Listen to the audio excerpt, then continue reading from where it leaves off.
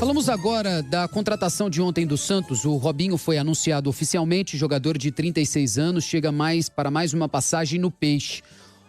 A contratação do Robinho é muito criticada por torcedores nas redes sociais porque o jogador tem uma condenação em primeira instância na Itália por violência sexual contra uma vítima de origem albanesa. Ele e um outro amigo foram condenados em primeira instância e os advogados do jogador recorrem na segunda instância na Itália.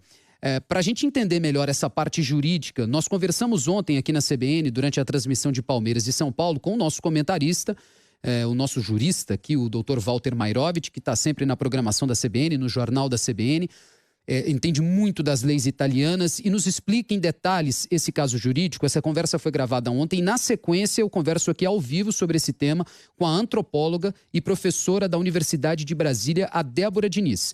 Começo com o Walter Mairovich nos explicando sobre a condenação de Robinho e as apelações possíveis dentro do cenário jurídico italiano.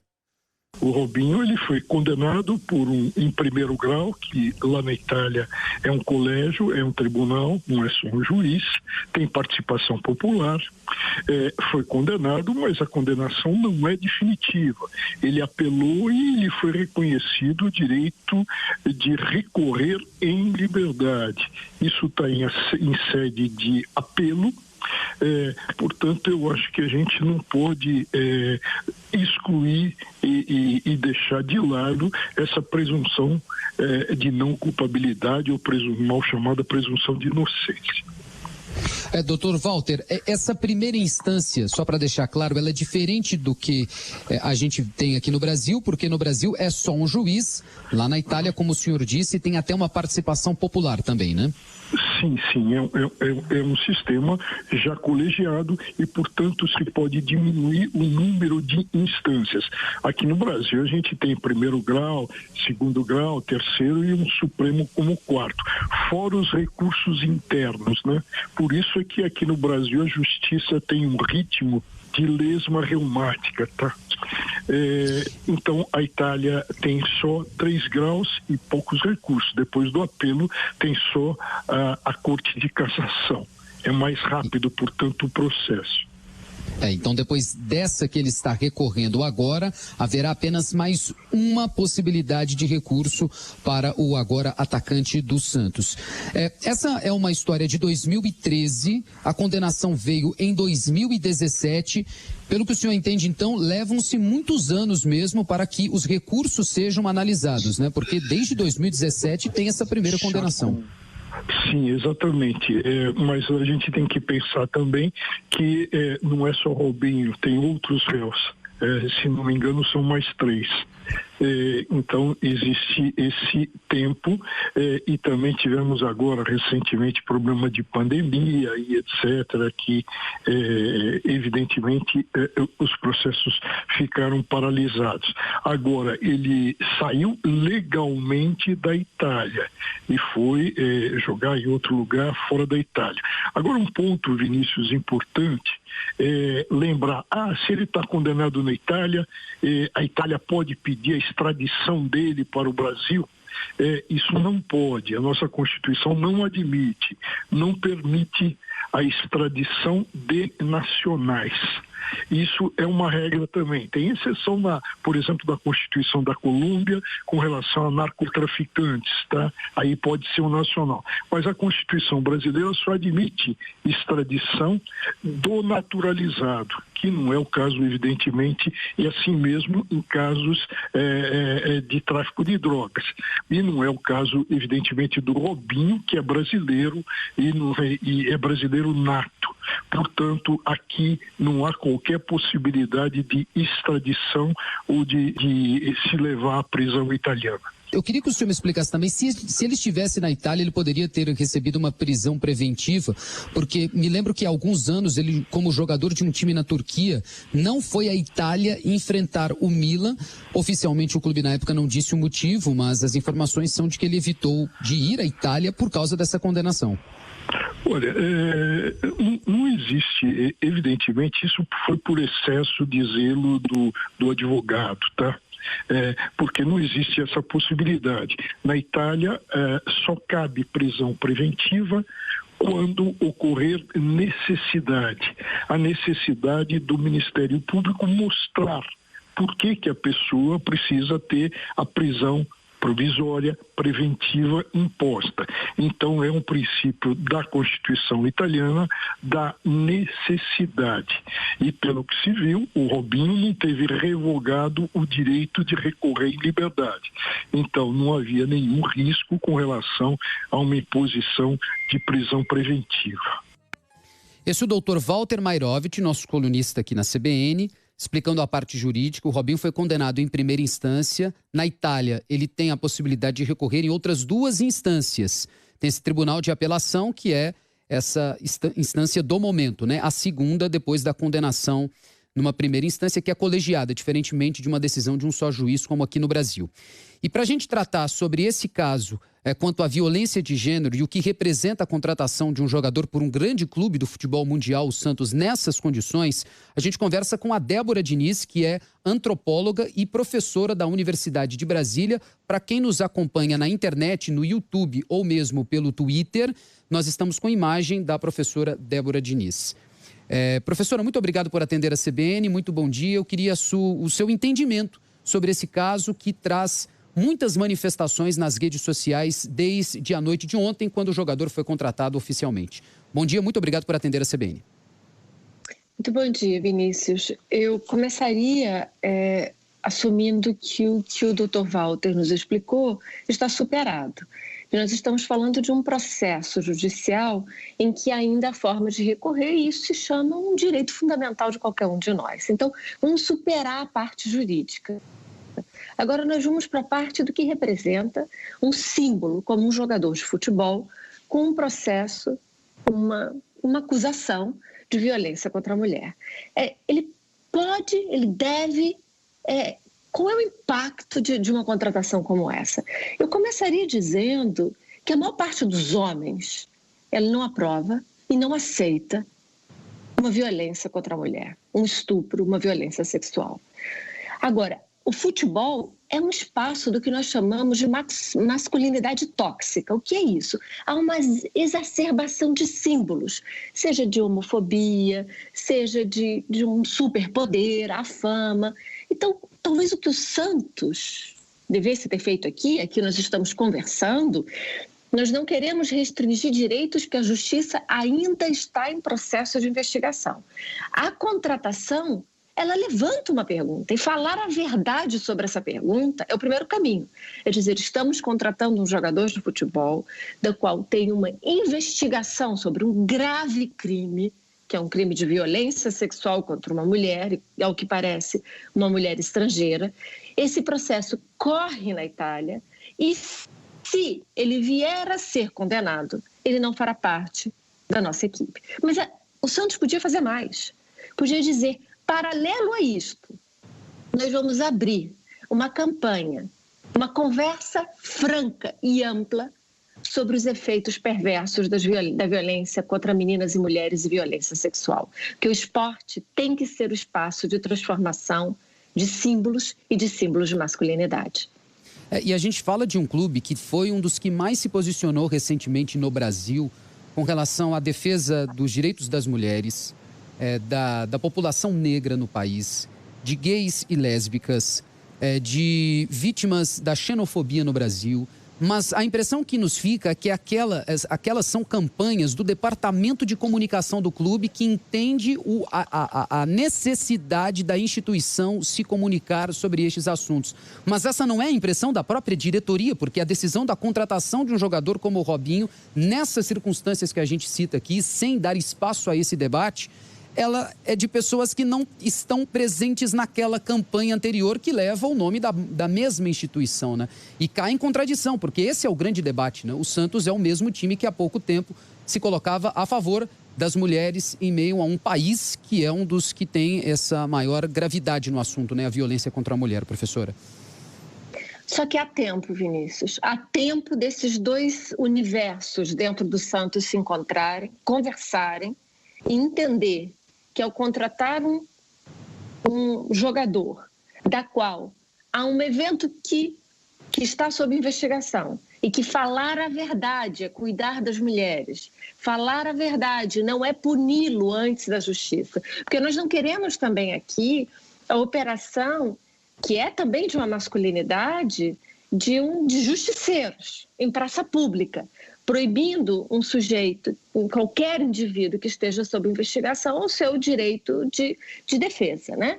Agora, é simples a solução aqui neste momento. Se há mesmo a sua hipótese de 2 departamentos dentro do Santos que não conversam, eles precisam conversar, falar a verdade e mais. Robinho tem que ser um dos porta-vozes desse processo de transformação. Falar a verdade é o melhor caminho quando nós temos dúvidas sobre o que está acontecendo. Mas falar a verdade para transformação, não é para transformar em campanha de marketing, uma faixa em um campo de futebol contra a violência contra a mulher. Nós temos um evento concreto com possibilidade de transformação. Nós temos um jogador da Série A, o Jean, goleiro do Atlético Goianiense, que ano passado acabou agredindo a sua mulher durante férias nos Estados Unidos, com imagens até postadas por ela nas redes sociais. Ele está em atividade, jogando no futebol brasileiro, repito, na Série A do Campeonato Nacional, emprestado pelo São Paulo para o time goianiense. É outro exemplo de debate que tivemos no início do ano sobre violência de gênero e o futebol. Quando a senhora fala que o futebol opera por símbolos, essa representatividade do esporte nacional como uma modalidade que agrega tantas paixões, tantos negócios também, né? Tanto dinheiro, tantos contratos, tanta visibilidade na TV, na internet, no rádio, no Brasil, no mundo e tal. Que peso tem o futebol para essa discussão, tendo esses personagens e todo esse poder de influência dentro da sociedade? Eu queria começar, Vinícius, dizendo que o exemplo que você acabou de me dizer é diferente do que o que nós começamos a nossa conversa. Nós temos um segundo exemplo, que talvez a justiça ainda esteja investigando, mas nós temos uma materialidade da verdade. E aí são 2 exemplos diferentes, mesmo considerando a diferença de gravidade entre os crimes, certo? Mas vamos adiante. A sua pergunta é: quando eu chamo que há símbolos no futebol, símbolos no esporte, o que isso quer dizer e o que isso fala sobre a masculinidade? Ser um jogador de futebol com fama no Brasil é ser um sujeito rico, um sujeito com projeção, um sujeito com trânsito, inclusive dentro do mercado afetivo, do mercado sexual. Esse sujeito ele pode fazer algumas escolhas, mas as escolhas majoritárias vêm sendo de reforçar uma masculinidade tóxica. O que é essa masculinidade tóxica? De que as mulheres elas são como mercadorias a serem adquiridas, de que expressões de abuso do seu poder, de compra do seu poder masculino podem ser parte de mostrar o quanto eles conquistaram um novo status social. Ou eles podem ser transformadores. Há um jogador que talvez seja de longa geração, Vinícius, e eu não sou um especialista em futebol e vocês podem rir de mim, certo? Não, jamais. Não, vocês podem rir, eu aceito. Que se chama Juninho Pernambucano. Sim. Eu leio muito o que o Juninho escreve. E ele tenta fazer uma conversa com outra masculinidade no mundo. O que é outra masculinidade? É desde como se expressa, é desde como ele quer se encontrar, é desde transformar as campanhas de marketing em campanhas concretas de transformação sobre quem ele é e como ele se apresenta para o mundo. Porque quando você diz é uma campanha de marketing do clube, mas nós fazemos por quem manda uma contratação silenciando a campanha de marketing, parece que nós estamos só fazendo propaganda de uma nova mercadoria, que nós estamos antenados às questões do mundo. Precisa ser uma transformação genuína. E nós precisamos dos homens. Eu repito o que eu comecei a nossa conversa. A maior parte dos homens repudia e não é um violentador. Nós precisamos das vozes dos homens e poder, fazendo a repetição dessa frase. E como a senhora disse, ainda há tempo, né? Tanto por parte do clube quanto por parte do jogador, que não trata do assunto oficialmente. Aliás, a advogada do Robinho é que veio a público ontem para expressar o lado do atleta, mas sempre em termos jurídicos, que é o caso que, como a senhora disse, né, tem a sua importância, tem a sua relevância, claro, mas tem um debate social aqui também que a gente precisa chegar nas pessoas. Então, os diretores do Santos que nos ouvem, que nos acompanham, que vão nos assistir, nos ouvir depois, pessoas próximas ao atleta, que tem essa consciência, né? Porque o Robinho, ele é um atleta de grande penetração também entre as crianças, entre os jovens, porque é um atleta que tem um futebol para frente, ofensivo, ganhou muita notoriedade, jogou no Real Madrid, jogou no Milan, tem grande exposição na Europa também, não só aqui no Brasil, porque ainda é tempo de se dialogar com a sociedade, né, professor? E ontem o Santos Futebol Clube usou muita brincadeira e muita graça nas redes sociais pela contratação do jogador.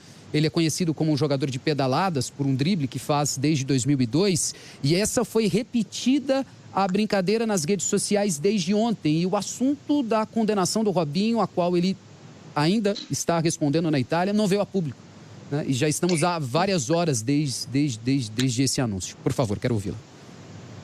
O silêncio ou o sarcasmo, porque esse humor que está aí, ele é assumido pela potencial vítima ou por outras mulheres que viveram situações semelhantes como uma expressão de sarcasmo. Quer dizer, isso é tão desimportante que nós não só nos silenciamos, como nós fazemos humor de outra parte sobre quem é o jogador. Eu repito, a saída aqui é romper o silêncio, é não permitir que isso vire um tribunal público, mas assumir que há uma agenda que cabe a todos os clubes de futebol brasileiro, a todos aqueles que têm poder e fama, e poder de penetração. E você disse algo muito importante, Vinícius. Há um espelhamento dessa masculinidade dos homens adultos e famosos do esporte a uma nova geração de homens, de crianças. E a informação circula. São crianças que estão fazendo a pergunta, meninos, adolescentes, dizendo, mas como?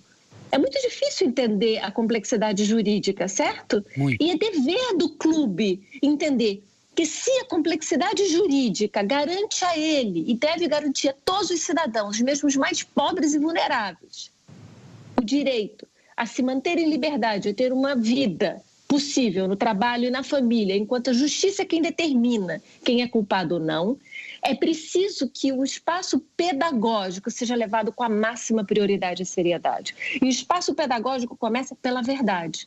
Há um processo. Nós acreditamos no direito de defesa. O Dr. Walter disse para não falar direito de inocência, mas essa é a expressão que o mundo fala. Nós queremos conversar com o mundo nesse momento aqui. Ele já esclareceu a parte jurídica. Então, o direito de inocência é de que alguém diga, me permita provar que sou inocente. Está certo. Esse clube se compromete que, se vier a ser provado que ele foi culpado, ele será demitido.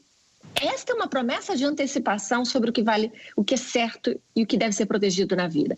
E, além disso, esse clube se compromete a B e C sobre educação, prevenção e informação contra a violência contra mulheres e meninas. Tendo o Robinho como seu garoto de mensagem, como parte da propaganda que o clube quer assim chamar. Nós conversamos aqui na CBN com a professora e antropóloga Débora Diniz. Posso anunciar sua conta no Twitter, caso as pessoas queiram estender esse debate com a senhora? Débora _D_ Diniz, com Z no final. Débora _D_ Diniz. A gente vai colocar essa conversa em vídeo e em áudio à disposição dos nossos ouvintes e telespectadores, porque rádio hoje também tem a conexão por vídeo, né? Como estamos nos falando e nos vendo aqui, para que esse assunto possa ser debatido e entendido, né? Muito além da questão jurídica. Professora, muito obrigado. Nosso tempo já chegou ao fim, mas tem algum outro ponto que a senhora gostaria de adicionar a essa conversa? Muito obrigada por me aceitarem aqui falando sobre o que eu não sei sobre futebol. Não, a gente que agradece pela senhora nos atender nesse domingo de manhã com esse tema tão importante para a sociedade.